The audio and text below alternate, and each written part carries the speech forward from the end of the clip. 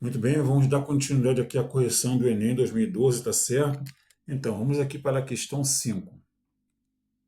Torna-se claro que quem descobriu a África no Brasil muito antes dos europeus foram os próprios africanos trazidos como escravos. E essa descoberta não se restringia apenas ao reino linguístico, estendia-se também a outras áreas culturais, inclusive a da religião. Há razões para pensar que os africanos, quando misturados e transportados ao Brasil, não demoraram a perceber a existência entre si de elos culturais mais profundos. Ó, Ignora vem África coberta e descoberta do Brasil. Bom, com base no texto, ao favorecer o contato de indivíduos de diferentes partes da África, a experiência da escravidão no Brasil tornou possível a letra A correta, formação de uma identidade cultural afro-brasileira. Eis a resposta. Letra B. Superação de aspectos culturais africanos a antigas tradições europeias, nada a ver essa superação. Letra C. Reprodução de conflito entre grupos étnicos africanos, nada a ver essa reprodução. Letra D. Manutenção das características culturais específicas de cada etnia, nada a ver essa manutenção. Letra E. Resistência à incorporação de elementos culturais indígenas, nada a ver essa resistência. Então a resposta certa é a letra A. Formação de uma identidade cultural afro-brasileira. Vamos aqui para outra questão. Não ignora a opinião antiga e muito difundida de que o que acontece no mundo é decidido por Deus e pelo acaso. Essa opinião é muito aceita em nossos dias, devido às grandes transformações ocorridas e que ocorrem diariamente, as quais escapam à conjectura humana.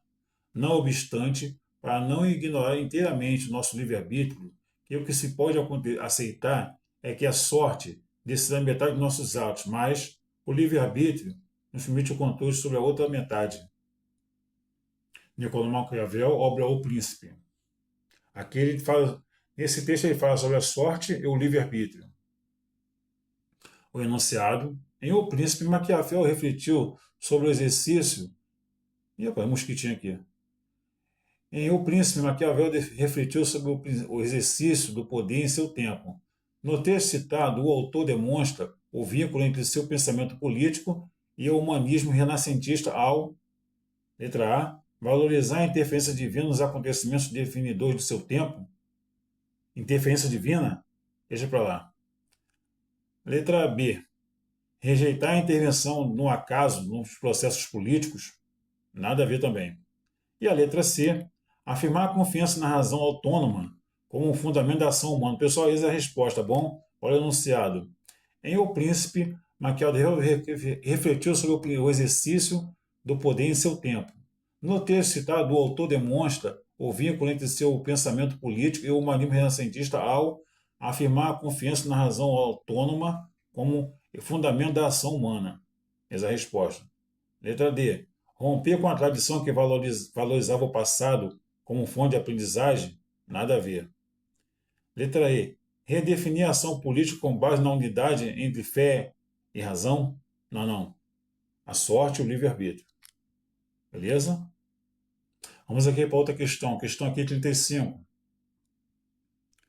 A experiência que tenho de lidar com aldeias de diversas nações me tem feito ver que nunca o índio fez grande confiança no branco, do branco. E se isso sucede com os que estão mais já civilizados, como não sucederá o mesmo com esses que estão ainda brutos. Noronha, Carta, Caldeira, beleza? Aldeamentos indígenas. Vamos aqui para o enunciado. Em 1749, ao separar-se de São Paulo, a capitania de Goiás foi governada por Dom Marcos de Noronha, que atendeu às diretrizes da política indigenista pombalina, Marquês de Pombal, que incentivava a criação de aldeamentos em função, letra A, olha a imagem, das constantes rebeliões indígenas contra os brancos colonizadores, que ameaçavam a produção de ouro nas regiões mineradoras. Pessoal, essa é a resposta, tá bom? Essa aí a questão. Letra B. Da propagação de doenças originárias do contato com os colonizadores, que dizimavam boa parte da população indígena. Nada a ver isso aqui. Letra C. Do empenho das ordens religiosas em proteger o indígena da exploração, o que garantiu a sua supremacia na administração colonial? As ordens religiosas, supremacia na administração colonial, nada a ver. Letra D. Da política racista da coroa portuguesa, contrária à miscigenação que organizava a sociedade em uma hierarquia dominada pelos brancos. Política racista da coroa portuguesa, não vi muito conexo com isso aqui não. Letra E. Melhorar a imagem.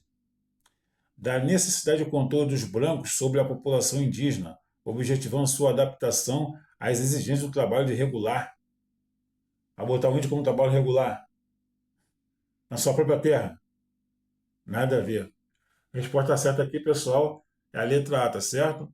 Das constantes rebeliões indígenas contra os brancos colonizadores que ameaçavam a produção de ouro nas regiões mineradoras. Vamos aqui para outra questão. Questão aqui 44.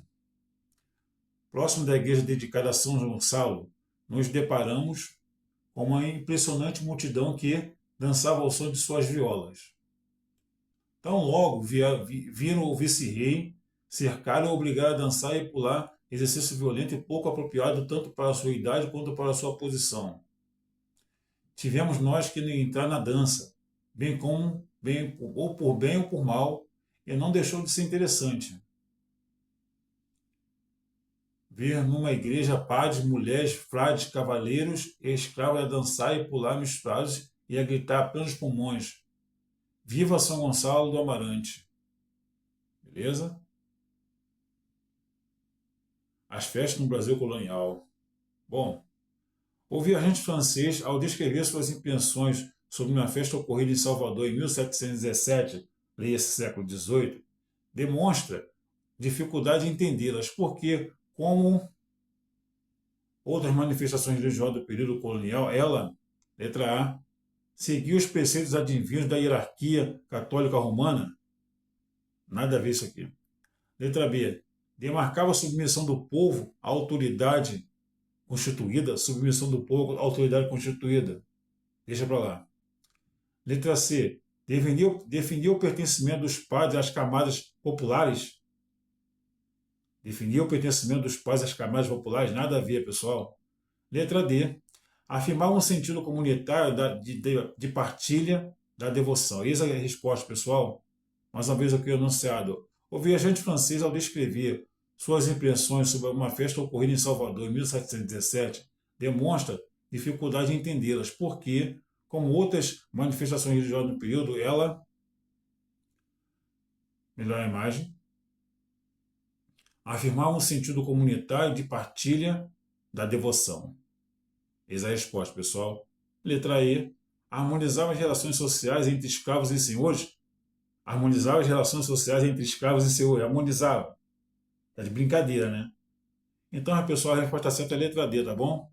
É isso aí, por enquanto é só, tá bom? Muito obrigado, valeu. Se puder se inscrever nesse canal, deixe seu like aí, pessoal. Muito obrigado, tá bom?